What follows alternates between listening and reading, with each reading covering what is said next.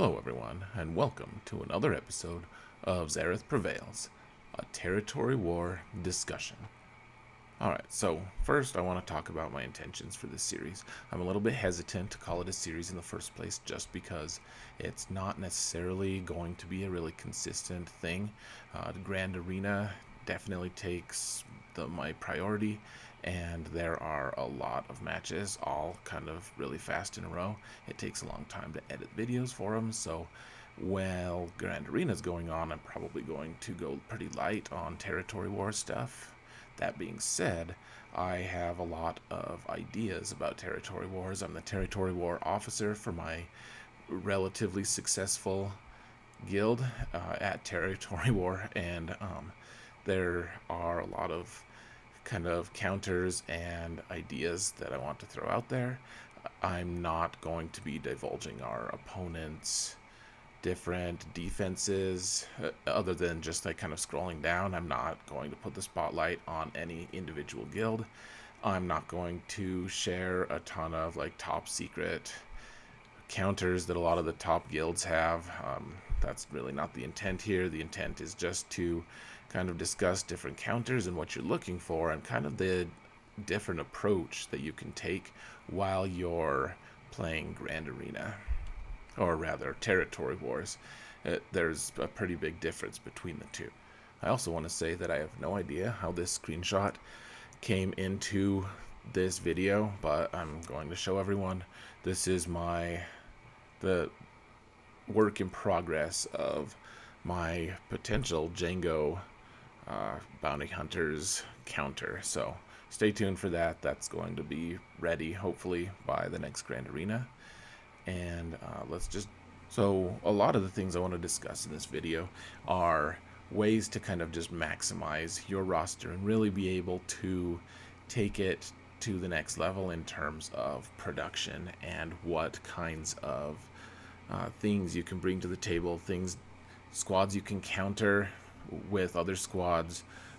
This isn't necessarily my very best Grand Arena, or rather territory wars, as you'll see, but I was still able to contribute quite a bit to my guild's win in the long term, and the first match was against a Night Sister squad, and I brought bounty hunters here. Bounty hunters don't necessarily, they're not thought of as anything but kind of defensive fodder in territory wars a lot of times. I know that approach has shifted a little bit. In fact, our opponents in this war didn't even put any bounty hunter squads in unless they were just kind of like filler at the very end. Like we need an extra team deployed here, so someone panic and get something deployed kind of thing. The truth is, bounty hunters can do quite a bit of damage to certain squads in certain circumstances, and this is one really great matchup. Bounty hunters can take on a little bit stronger of Night Sisters than this, but I generally don't try to risk that. I mean, you can really mess your guild up a lot if you try to overachieve in some of your attacks, and that doesn't mean that you shouldn't be trying to take out strong teams, but you should really know how strong your team is and what they're capable of. And in this case, it's like, well, my opponent had some decently modded Night Sisters. It wasn't like this transcendent, amazing squad, but it was decent. It didn't have like the optimum composition because Acolyte is just kind of dead weight at this point. She's really not that good, unfortunately. And the thing is, if you can take bounty hunters and take this squad out, it means that your guild doesn't have to waste another Treya squad or whatever you're using to counter them. I know that a lot of people watching this are going to chuckle and think, oh, Zareth, you're such a fool, you should just use troopers to counter Night Sisters. And whereas I know that some Night Sister teams can be beat by troopers, in fact I think I have a video of that a little bit later, that isn't always the case. Not all Night Sisters can be beat by troopers. It's really kind of hilarious circumstance, honestly. People are still under the impression that troopers do really well against Night Sisters, and I know that there's been an ongoing discussion about people modding their troopers to specifically counter Night Sisters, and I know that that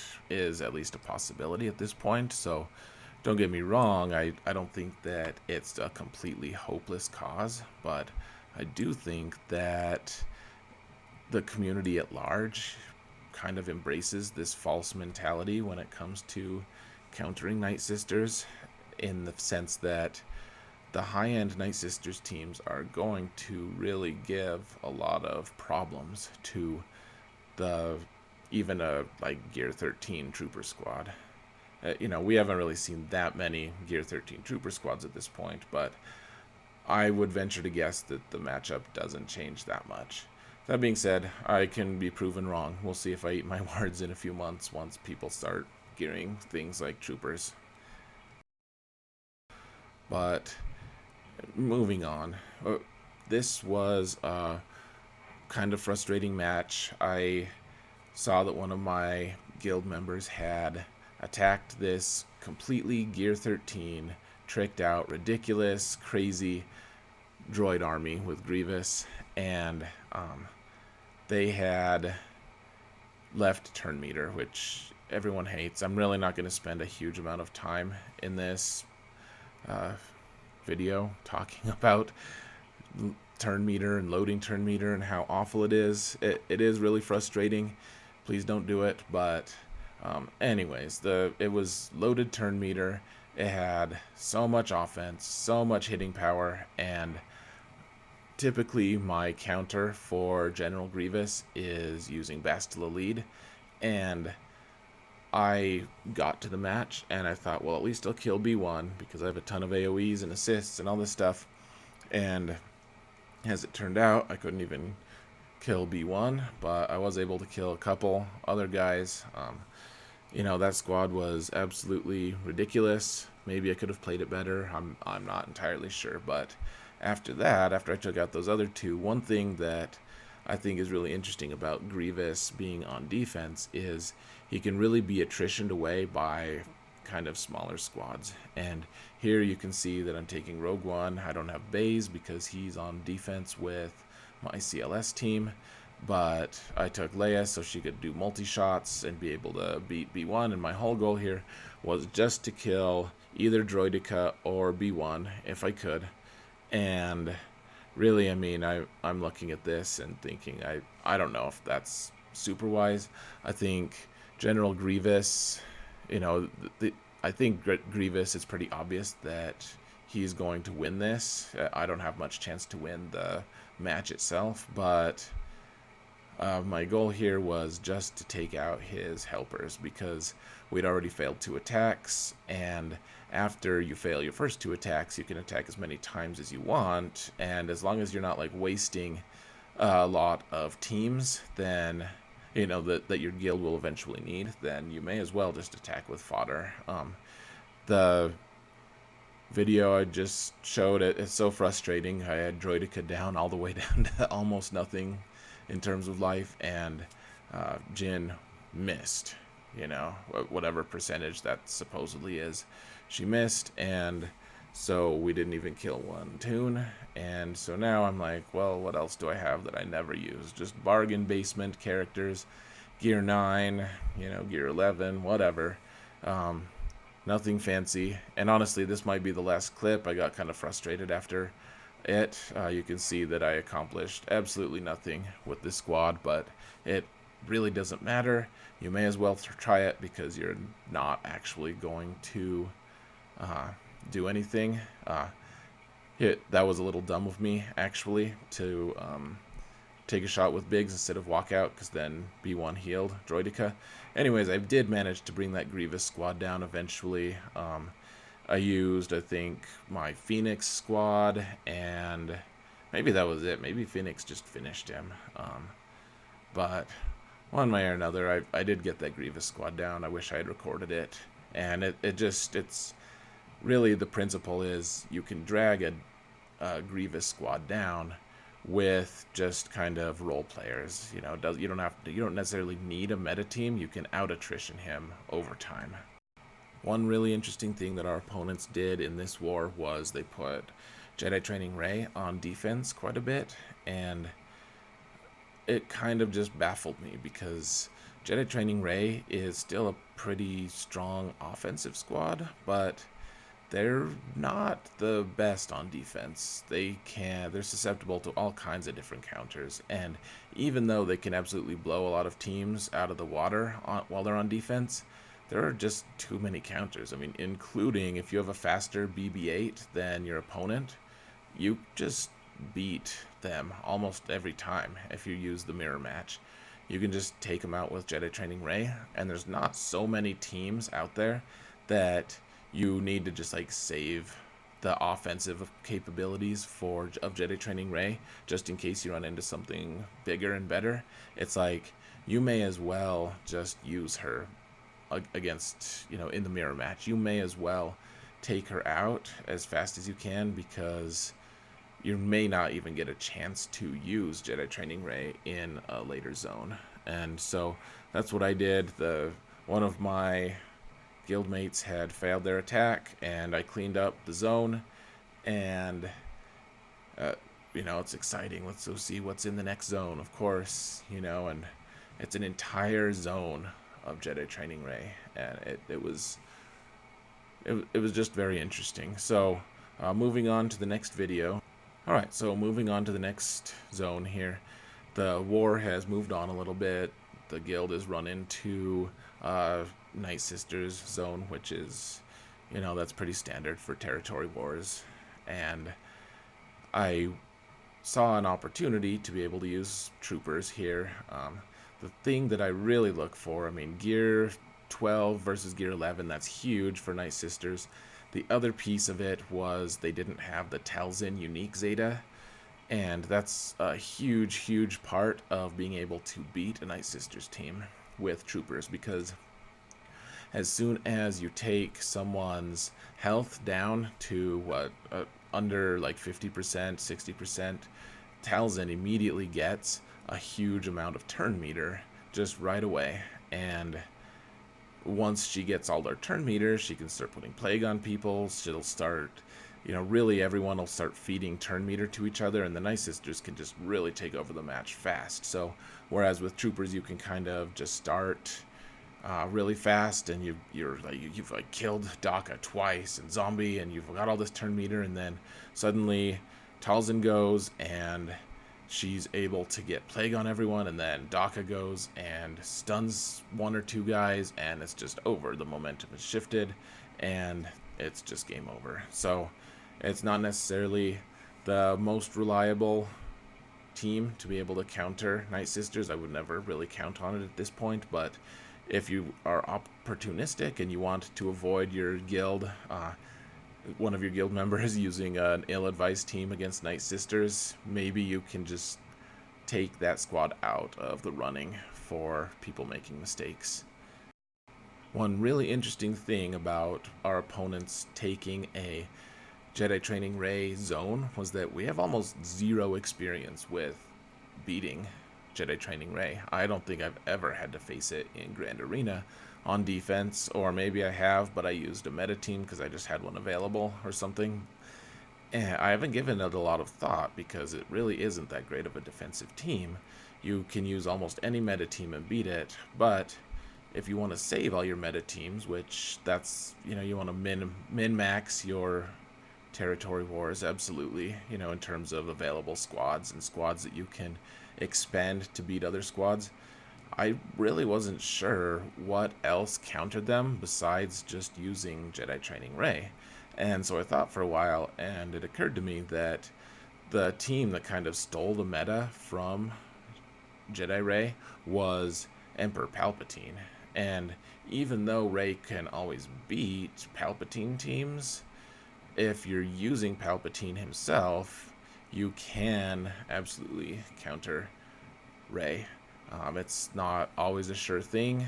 I chose the team that had, I think I only had like 5 teams remaining that I could choose from, but I chose one that didn't have an obscenely modded for speed BB-8. And I think really this match would have gone well regardless, but I wanted to make sure that my decently but not overpowered modding of Vader assured that Vader would go relatively early.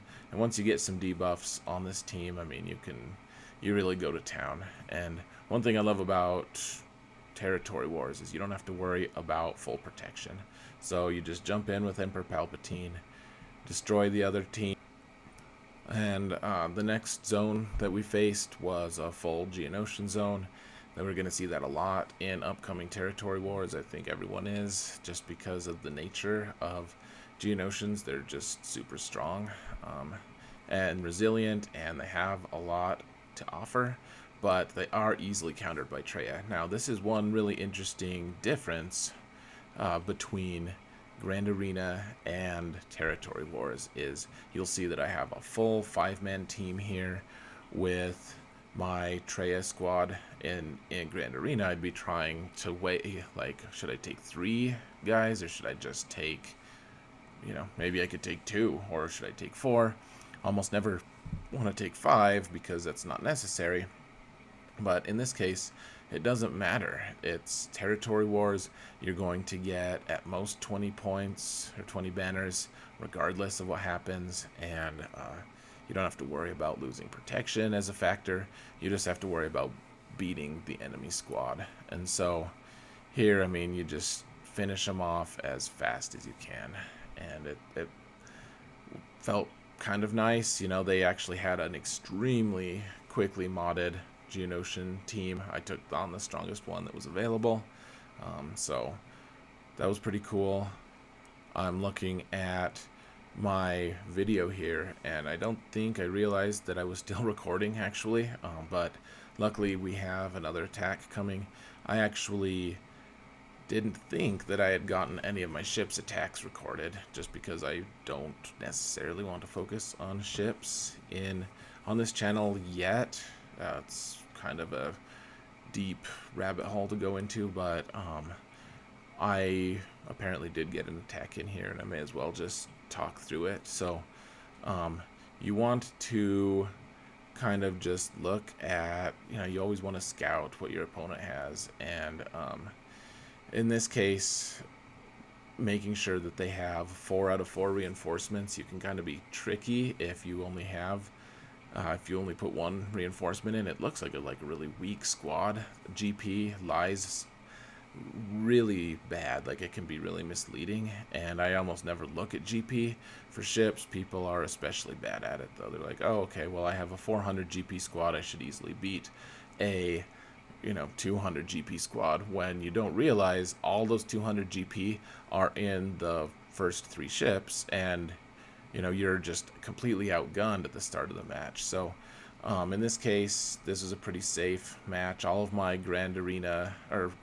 Galactic Republic rather, pilots are at gear 11 or gear 12, and my opponents weren't. They didn't have very strong pilots here. It was a pretty safe match, and really, you just want to avoid giving up turn meter, being able, you want to take out squads in the first try. I mean, that's the case in Grand Arena and in Territory Wars. You always just want 1 attack and 1 win, and I mean that's really the goal here. You want to maximize the wins while minimizing the banners lost. And here, I mean, Galactic Republic are amazing at kind of keeping their guys alive.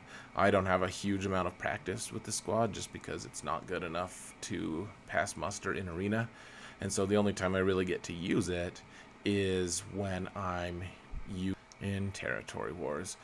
And here you see that I've paused for just a minute. I think my wife came in the room, so sorry for the wait. Actually, scratch that. I'm really not sorry. Okay, so this is the final match shown. Our opponents had a big Commander Luke zone, which we're seeing more and more often in Territory Wars.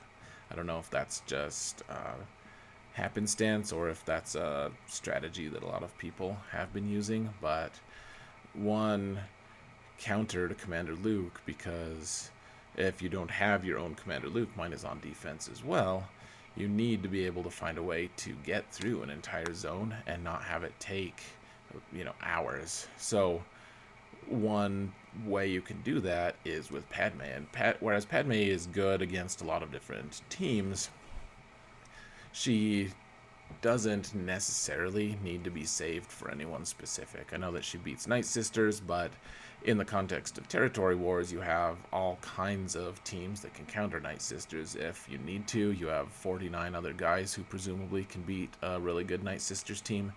And so you really just have to kind of play it by ear in terms of what teams you're going to use to counter what other teams. And in this case, I decided we weren't breaking through the Commander Luke teams very fast.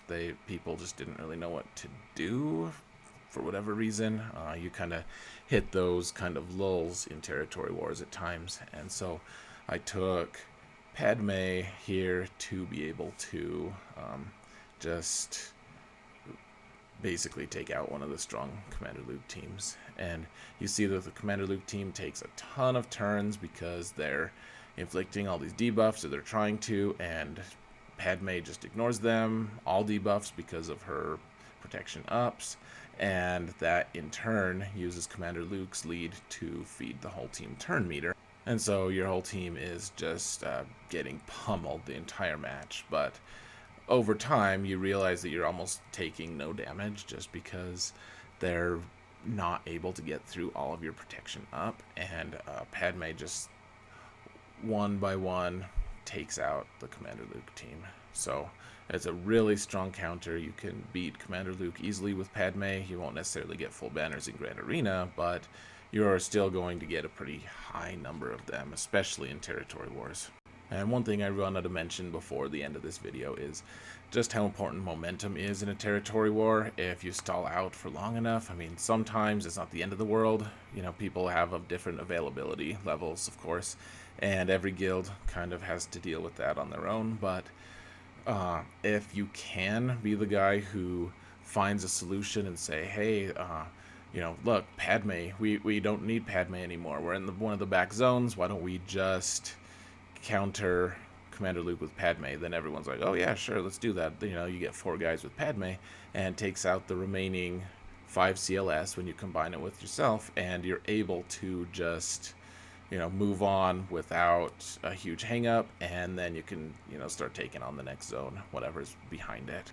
Anyways, guys, that's pretty much it. This wasn't like the most active, amazing territory war that I've had. I didn't get to use my First Order team. I didn't get to use my Ewoks. I didn't get to use quite a few different teams. But that's actually really good on my opponents, who got to choose what teams we faced, obviously, but they really limited the number of teams and the range of teams that we were able to bring against them. So kudos to them. It still obviously didn't pan out all the way for them, but at the end of the day, that was a good thing. So these are just a few of the counters that I used in the last territory war. Hopefully I'm a little more active in the last one. I mean, I was really active, but hopefully I'm able to make more attacks, and our opponents put down even worse teams on defense or something, which we can't really count on at this point. But anyways, guys, thank you so much for watching, and remember that in all things, Xaereth prevails.